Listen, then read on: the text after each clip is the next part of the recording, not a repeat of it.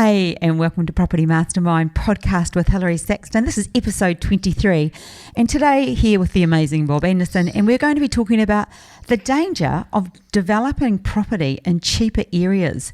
So you might want to tune into this one if you're thinking, yay, here's a bargain, I'll develop that. We might give you some reasons that you might not want to. So anyway, episode 23 with Bob, let's jump right in.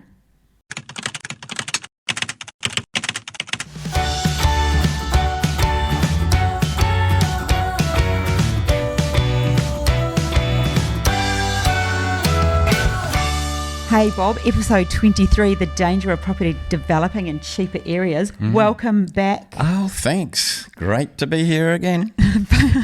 He says as he does a semi-arm pump.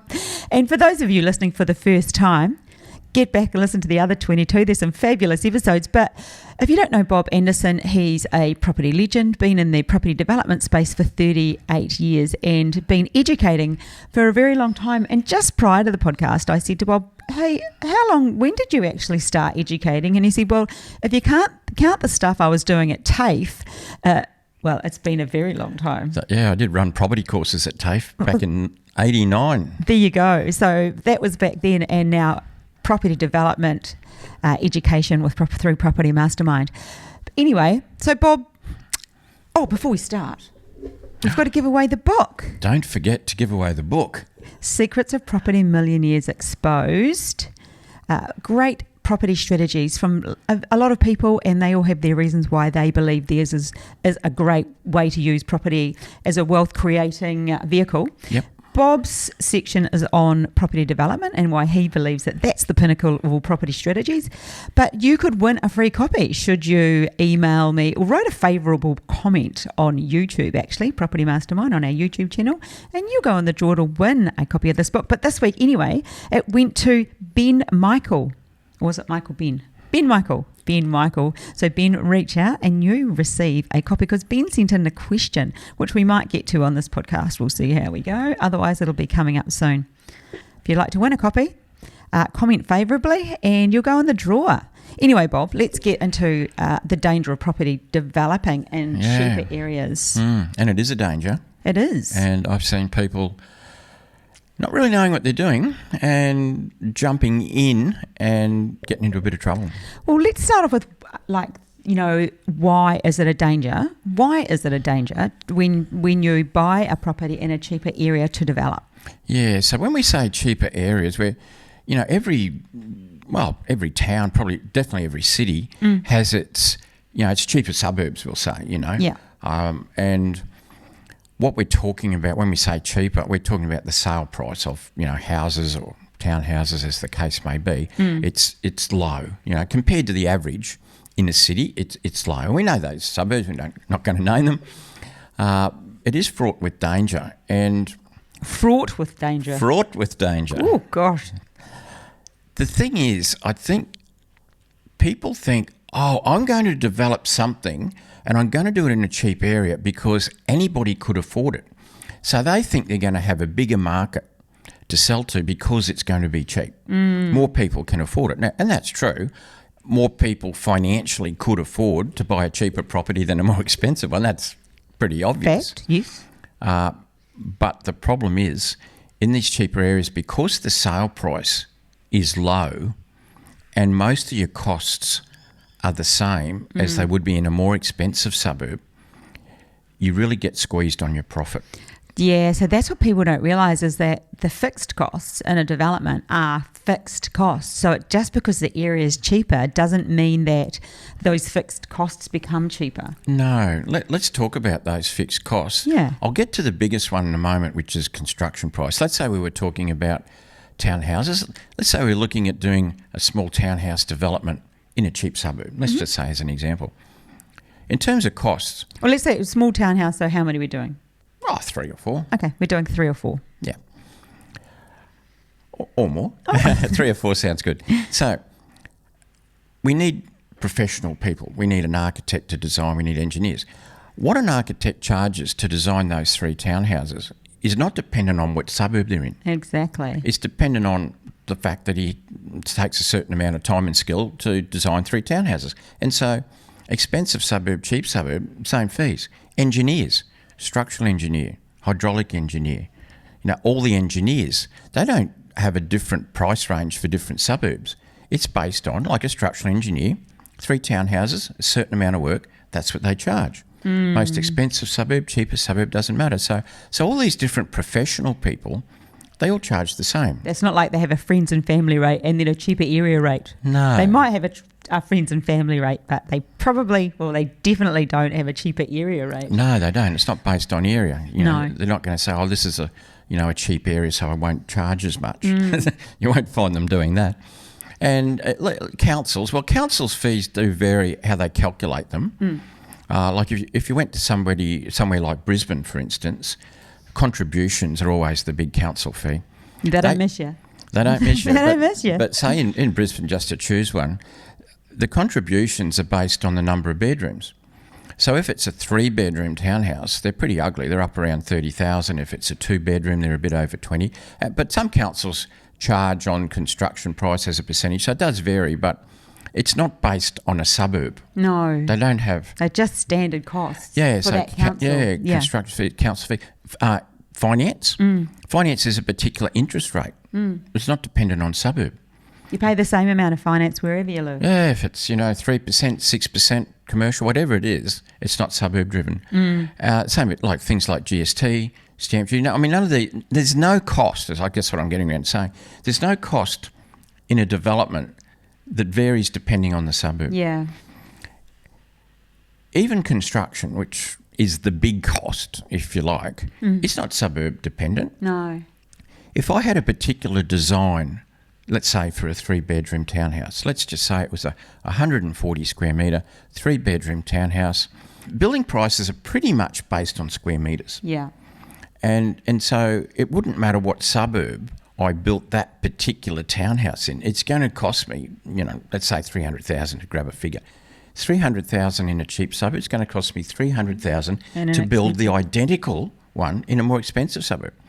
And so it's not suburb dependent. And that's the big cost. And the only reason the build cost is going to be higher is if you up spec. So that has nothing to do with if you're choosing a higher quality or a better quality home to build. And that has nothing to do with where it is. You could plonk that anywhere. Yeah. So what we're saying is, if you're built in an upmarket area, you probably design a different type of townhouse with different specs. But I'm not talking about that. I'm talking about the same townhouse in a different suburb. The same town costs the same. And so... all these costs are fixed, and the only variable is the land. So land is a cost, and it's a big one. We often talk about the 3 big costs, or the 3 big numbers. When we do a feasibility, the sale price is the biggest number. But in terms of the costs, the 2 big costs in townhouses would be the construction cost and the land, what you pay for the land. Yeah. And they often add up to about 80% of all your costs. So they're the 2 that matter. And so the only variable, if you like, because we've got all these fixed costs, the only variable is what you pay for the land when you buy the land as a development site, and the other variable is what you can sell it for at the other end. And that's the issue. If what you can sell it for is compressed, if it's low, and if you've got all these other costs that are fixed, it squeezes that bit that's left over. That margin. And the bit that's left over is the land value and your profit. Let's not forget the profit. Hey. Yes. That's why we're doing it in the end. And that's what happens. So when you've got a really low sale price and all these other costs that I mentioned are fixed, bingo, what do you got to do? Well, you got to get the land really, really cheaply to make a profit. Work, yeah. And that's the issue. Bob, so then how does somebody develop in those areas? Well, often they don't. You'll often see in those really cheap areas, if there is something like townhouse development, it's often bigger developments where they can get a parcel of land, but the actual land content, the land price per townhouse is really low. Yeah. Because you'll rarely find a situation in those low priced areas where somebody just buys a house on 700-800 metres to do 3 or 4 townhouses and actually do it, because it doesn't work. There might be larger tracts of land in there for whatever reason, and it could have been a former nursery or for some reason they can get the land cost per townhouse right really down cheap. low. Yeah. And the other thing is, when you look at those places, you look at the design. Because if you're going to have to build really cheaply, then and remember that the price around building construction is pretty much based on square metres. So you're going to build smaller townhouses. And how do you do that? Well, it comes back to the interior design a bit. Like, you're probably not going to have a separate toilet. You're going to have a toilet in a bathroom. That saves a little bit of space. You might not have a nice kitchen, a nice dining and a nice living. You might have an L-shaped an L-shaped kitchen where the dining table sort of comes into that open part of the L. You love those too, don't you, Bob? Oh, not a Every lot. time Bob sees one of those plans, he goes into cringe. one. Yeah, no, he's like, they've put the dining But table. remember that we're selling to a market, we're selling a low-priced townhouse. Oh, absolutely. And we're selling to a market who are happy just to get a townhouse at a good price because they can't afford a better townhouse in a better suburb. And so they're going to be small. They're going to probably have L-shaped kitchens with the dining more in there because that saves space. You're saving square metres. Toilet's going to be in the bathroom. So by You're saving square space, metres. you're cutting down on costs. So it specs, everything is just Specs, lower. That's another one. Yeah, you just just- mentioned the specs. yeah, It's going to that- be a lower standard of specs. Yeah, lower standard of finish. Finish everything. So a lot of first homeowners maybe go there, and it's a lot of those sort of, or rentals, Yeah. like the rental market. But often, even doing all of that still doesn't make it work. More often than not, it's still not going to work, particularly on small sites. I'm not going to name a suburb, but I had a conversation with somebody recently about this. It was a suburb in Brisbane. It's a cheap suburb. Some people might refer to it as a low economic suburb. But anyway, that particular suburb, You shouldn't say that out loud on a podcast, that there's cheap suburbs in Brisbane. The rest Everyone of the country's fighting to get here as it is. well, every city has its cheaper suburbs. Yeah. You know, Sydney being a much more expensive suburb, the cheaper suburbs, the values are going to be higher than in another city, but there's still going to be cheap suburbs. This particular one was in Brisbane, was a cheap suburb. Houses, second-hand houses, old houses if you like, and it's a pretty well built out. Yes. They sell for around $300,000. So the point's this. That's not going to work. Well, if you buy a house where you could put, say, even 4 townhouses on it, let's say it's an 800 square metre lot. Now, there are 800 square metre lots in this suburb where you could build 4 townhouses. At the moment, it's just got a house on it. If you pay $300,000 for a house, that means your land content is $75,000 a townhouse. But a new townhouse sells for about $350 if you can find any. And generally they're in big blocks, you know. You cannot make money selling a townhouse at $350,000 where it's costing you, the land's costing you $75,000. Then you've got to add in all the other costs like construction, council fees, consultant fees, marketing, finance, GST, all those other things, and still make a profit. What I worked out is you couldn't afford to pay more than $120,000 for the house, or in other words, 30,000 land content per townhouse, to actually scrape by with a minimal sort of a margin. The problem is you're not going to find a house for $120,000. We were talking prior to recording just around like the reason people do it, and often it's just subdivisions. People will do subdivisions in the lower socio areas, and it's the person who does build on those and on those lots are people that are going to keep them or move in. So often first home buyers or people just wanting their own home. So they don't care so much. It's not about making a profit. It's about having their home, isn't it? Yeah, the thing about these cheaper suburbs is that you've got a better chance of making a profit or making money, if you like, out of a land subdivision than you do out of a townhouse. Because if you think of a townhouse, let's say it costs $270,000 or $300,000 to build a townhouse. It only costs about maybe $50,000-$60,000 to build a block of land. What I mean by build is That when you say that, they actually build because a block of land. people don't realise that a subdivision is like it's still referred to as a building a development. Well, I probably say that. I say it build a because- block of land. because you've always told me that. Yeah, so I I believe know. that that's what it is. Well, we build a townhouse, and I say build a block of land, but what I mean by it is like we construct it. So bring services in, stormwater, sewer, all that sort of stuff, subdivide Yeah, it. you don't just kind of cut it up. There's a lot more behind a subdivision than you think. Yeah. So because you can build a block of land, I'm going to say, a lot cheaper than you can build a townhouse, you'll have a better chance of making money out of subdivision in these lower areas. I'm not so much thinking of it like a 2-lot subdivision, like a 1 into 2. Generally a slightly larger one if you've got a bit of larger parcel of land. Oh, yes. I've done them. Some of the students have done subdivisions in these lower areas. You still have to get the land at a good price to make it work, and generally they're slightly larger parcels where you might get 5 or 10 lots out of it. So, yep, townhouses might not work. Little subdivision might work. But, yeah, it's a real fallacy to think because we're creating cheap product, everyone will want to buy it. You know, the problem with it is some people buy a property with this in mind and they go and get a development permit. They don't even know that the thing doesn't stack up in some cases. And then eventually when they got their permit, they rock up at the financier to get some money. The financier sends them off to a valuer. And the valuer puts all the numbers together and it does the old... and all you got is an investment property, probably not even a good one, in a cheap suburb where there's not a lot of capital gain. What do you do then? So you got to get it right up front. I actually remember a while ago we had a phone call from a guy. He was ringing up. I don't know whether he just wanted some free advice, probably.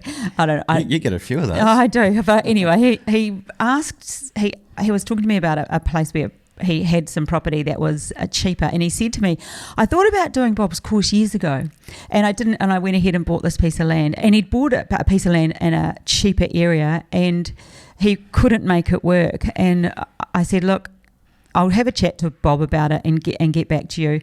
And Bob was just like, you know what? He should have just done the course, because he never would have bought the land, because he would have understood how to do a feasibility, how to do a good feaso and know exactly what he was doing. But anyway, I think we just wrote him an email and told him that, well, politely, but that's what happens. I remember you telling me about that. That's a real life story of the sort of one I just spoke about, people buying a parcel thinking, oh, well, first of all, I can afford it because it's cheap.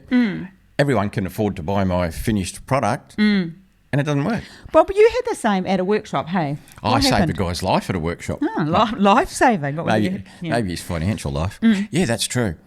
So I was at one of our 3-day workshops, live and in person. This is when we could do live in person once.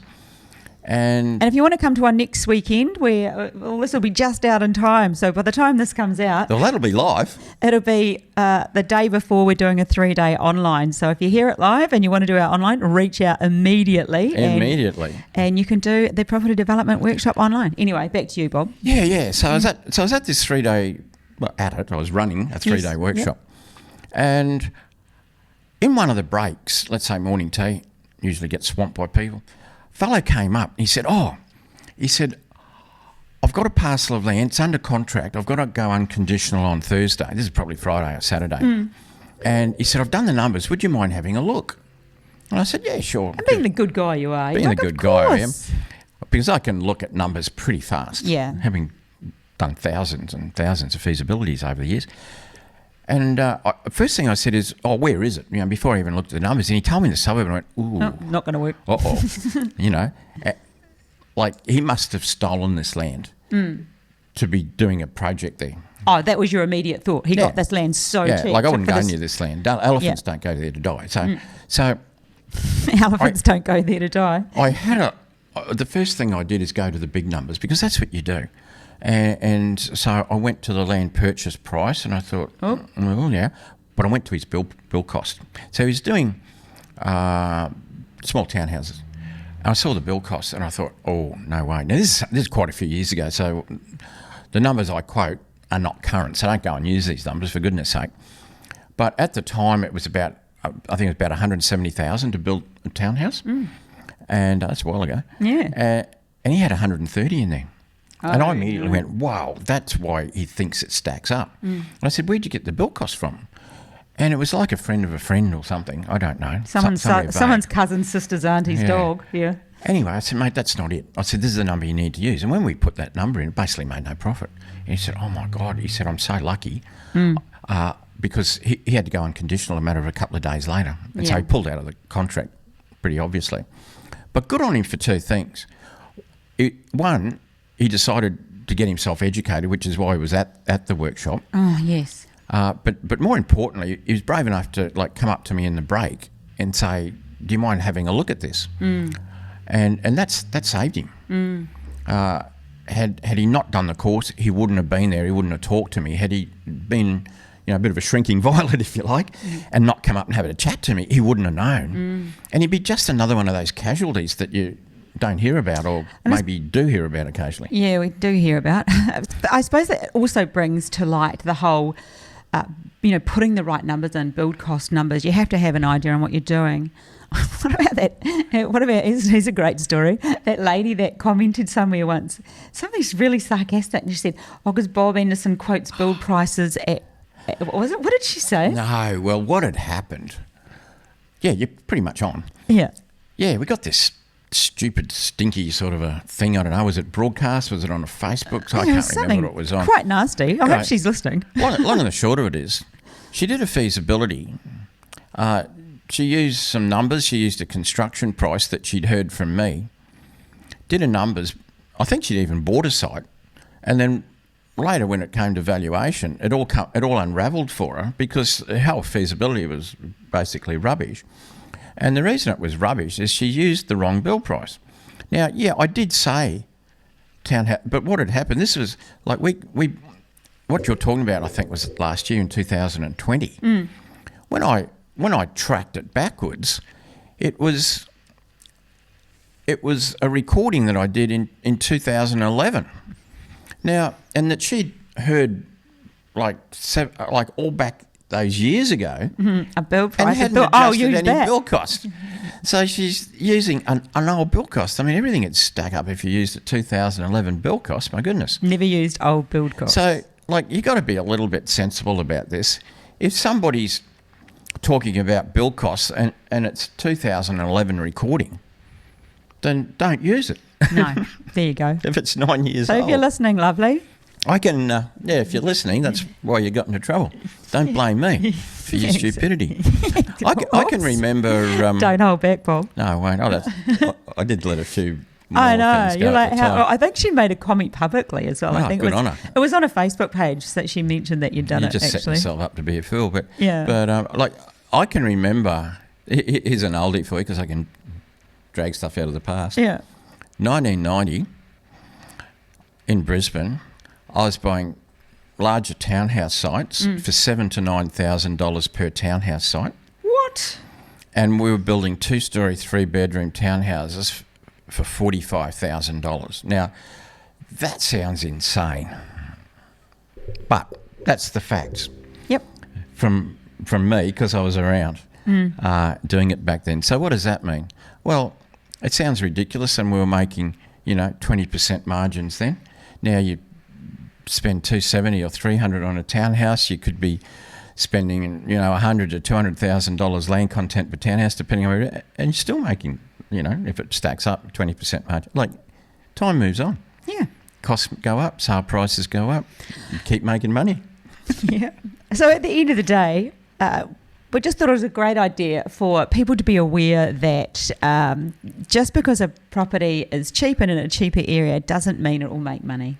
No. Unless you're going to, unless it's for yourself to build a house and you're tied to emotion and you're building what you want, you're not building it to make money and sell, then it's probably not going to work. Definitely run your numbers properly. Yeah. Run your numbers properly, and that's where it'll all start to come apart, because in those areas, because of the low sale price, all the other costs being fixed, you just can't get land cheap enough generally, unless it's a large parcel and you can just get economies of scale. Well, Bob, I think that was really useful and informative for some people listening. I know we do have a lot of new listeners, and we had some great comments this week. Thanks, Tanya. I talked to her yesterday, and she said she's getting a lot out of the podcast, so that was great. She said she listens to me at night when she goes to bed. She listens to us at night when she goes to bed. How nice is that? So you'll hear this next time. Is she suggesting that we put her to sleep? Maybe. I don't know. Gosh. And Mary, finally sent your book to you, Mary, yesterday. Sorry about the delay in that.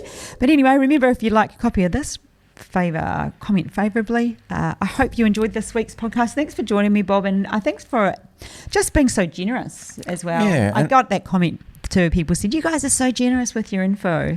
Well, I hope we've perhaps potentially saved a few people from making an expensive mistake. Yes. That could be the upside of the podcast. It is the upside of the podcast. And if you're interested in knowing more, see propertymastermind.com.au. I'm Hilary Saxton. This is Bob Anderson. Signing off. Catch you next week. Bye. See ya.